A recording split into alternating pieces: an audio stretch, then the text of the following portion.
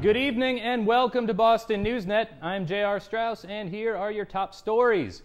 Last week, Sam Yoon, current city councilor at large and eventual loser of the upcoming Boston mayoral election, found himself facing criticism after one of his supporters made what many consider to be a racially derogative remark against Irish politicians in Boston.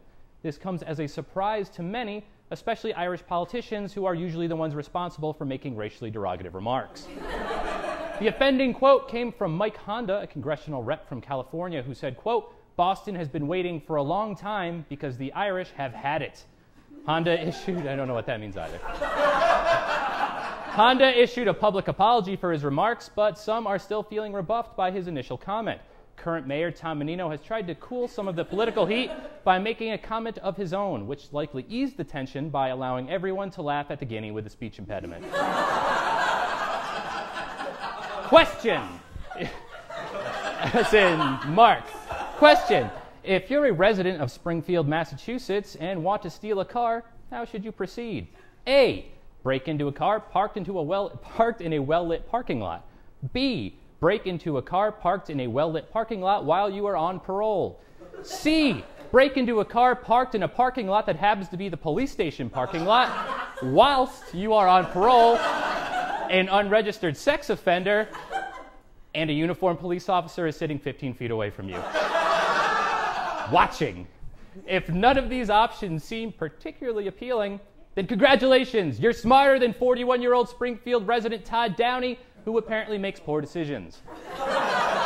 Downey was arrested last week when he was caught trying to steal a cruiser from Springfield Police Headquarters. While his arrest marks a loss for idiots everywhere, it can be considered a victory for those concerned about conserving fuel, as Downey didn't have far to go after he was apprehended.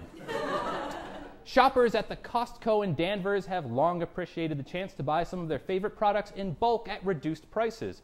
From toothpaste to tampons, if you need a gigantic crate of something that most people don't need a gigantic crate of, they got it!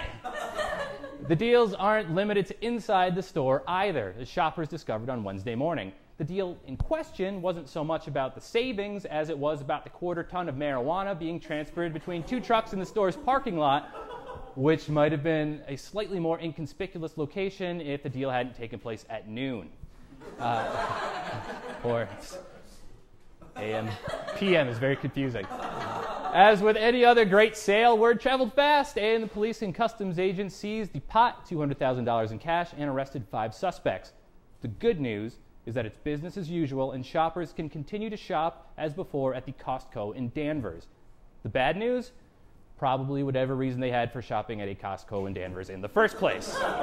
And finally, with New Hampshire's Division of Travel and Tourism Development estimating the arrival of nearly 530,000 visitors to the Granite State this Memorial Day weekend, Boston Newsnet would like to provide a few travel reminders. For starters, be prepared to make frequent stops while driving in New Hampshire. Not because of construction, but from locals taking advantage of the state's 2 main resources, fireworks and hitchhiking runaways. Also, if you're planning on visiting the iconic Old Man of the Mountain, don't. The famous rock formation collapsed several years ago. If, however, you're planning on visiting an actual old man on a mountain, you're in luck.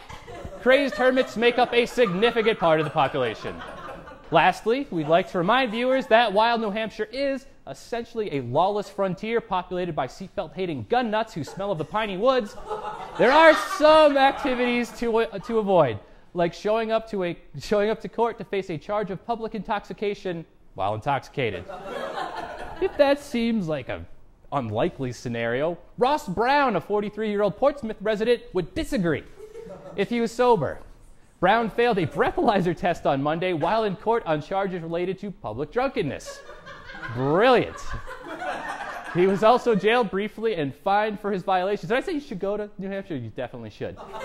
Given his arrest record, it's likely Brown's name will be in the public eye again as the state's next libertarian gubernatorial candidate. Yay!